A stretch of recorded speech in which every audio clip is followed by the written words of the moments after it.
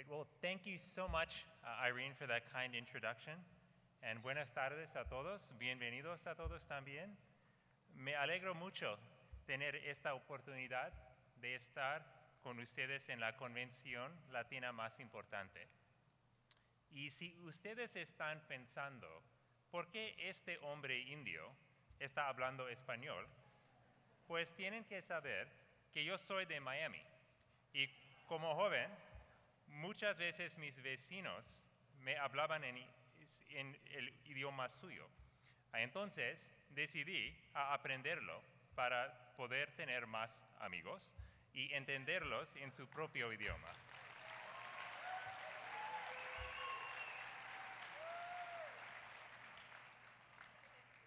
It is truly wonderful to be with all of you today for this extraordinary event. And I want you to know that your presence here from the north and south, from the east and west, speaks to the breadth and the influence of the Latino community. As I was coming here today, I could not help but reflect on the journey that my own family has taken to get to where we are. My father grew up in a small and poor farming village in India, where they grew rice and coconuts. He thought growing up that he would be a farmer too. My mother grew up in a family of modest means and never dreamt that she would ever leave India. But my parents overcame great financial challenges and significant barriers in order to come to the United States, because they wanted what so many generations of immigrants have come to this country seeking: better opportunities, better education, and a brighter future for their children. They believed that more than any other place in the world, America was a place where you were not limited by the color of your skin, the articles of your faith, or the sound of your accent. Here they believed that merit, ideas, and a willingness to work hard could take you as far as your imagination could go. While that faith in the American dream is often tested, it hasn't broken for them, and it remains strong in me as well. When my parents moved to Miami, they found a community full of immigrants from every part of the world who were drawn to America because of their shared faith in the promise of opportunity for everyone.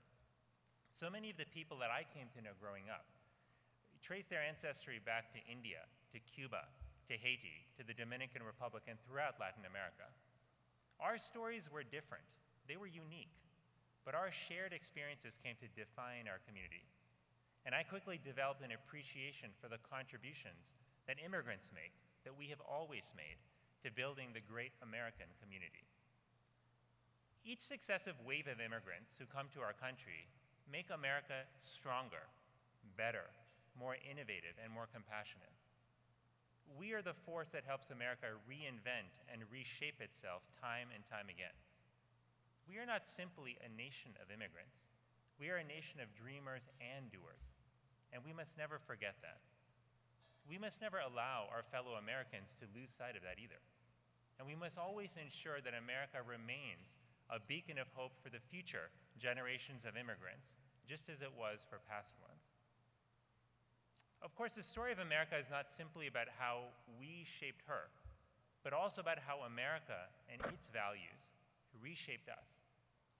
There is something uniquely American that tells a person that no matter their age or stage in life, that you can solve any problem, that you have the power to fix what needs fixing in the world. My grandfather used to say this to my sister and to me. He would often say, don't wait for permission to start serving. If you see something that's wrong in the world, start fixing it now.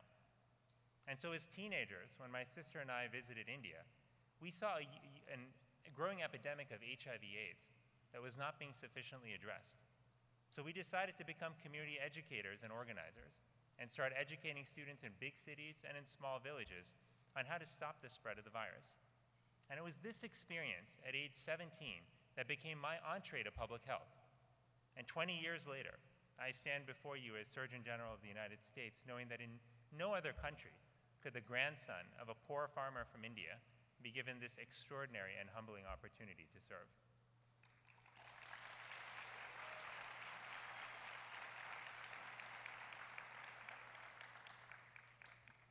Now that chutzpah, and we had a lot of Jewish neighbors and friends in Miami too, that is what drives my vision for what we can do when it comes to addressing our greatest public health challenges. It's not what I can do, but it's what we can do together. Because strengthening our public health is not just the responsibility of healthcare providers or insurance companies or the government. It's also the responsibility of every one of us, from the schools that decide what to put in our children's lunches, to the employers that figure out how to build physical activity into our work days, to the food manufacturers that can help us make healthy, tasty, and affordable choices when it comes to feeding our families, to the leaders of our houses of worship who can help us address the unacceptable stigma around mental illness that still prevents too many people from getting the care that they need. Earlier this week, I had the privilege of joining Chef Jose Andres for lunch, and some of you may know Chef Jose Andres. You might be familiar. Yeah, give him a round of applause. He deserves it. And you may be familiar with some of the innovative work that he's doing around reinventing how we eat. I went to check out his newest casual dining restaurant in Washington, D.C. called Beefsteak. And I was so impressed not only by the food and the ambiance that he's created, but by the fact that he prioritizes the health and the well-being of his customers. He sees that as integral to his success. And by creating flavorful dishes that are both nutritious and satisfying, he's modeling this notion that everyone has a role to play in strengthening the health of our nation. And for Jose, and for so many of us, this is a patriotic mission. We want to give back to a country that has given us so much. And I want to tell you clearly and unambiguously that this could not be more important than right now, a time when we face extraordinary challenges and opportunities to improve health. And I want to say to all of you in particular that thanks to your partnership and thanks to your leadership, we have been able to extend healthcare coverage to 4.2 million Latinos in the last 2 years through the Affordable Care Act. That's a drop in the uninsured rate of over 12%. And as a physician who has seen just how important healthcare coverage can be to the health and to well-being of individuals and their families, I want to say thank you to all of you for helping make this possible. And I want to give you a round of applause.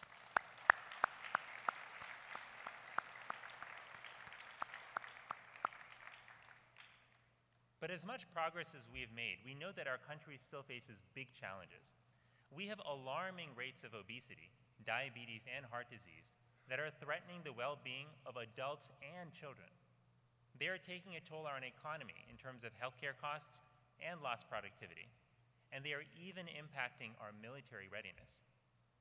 What also concerns me is that obesity and many of the leading causes of death disproportionately affect Latinos and other minority groups. For example, roughly 31.9% of Latinos were obese in 2010, compared to 26.1% of non-Hispanic whites. And this disparity is even greater among women. I believe that in order to build a stronger and healthier America, we must focus on two critical values. First, preventing disease, and doing so by building a culture of prevention. And second is treating health equity like the civil rights issue we know that it is. We must build a culture of prevention that helps keep our children and our adults from developing obesity and diabetes in the first place. And we have to ensure that the benefits of treatment and prevention are available to all people in America, not just a privileged few. Health equity is not just about making sure that everyone has a fair shot at living a healthy and good quality life. It also means recognizing that we live in a world where disease knows no borders and has no ethnicity.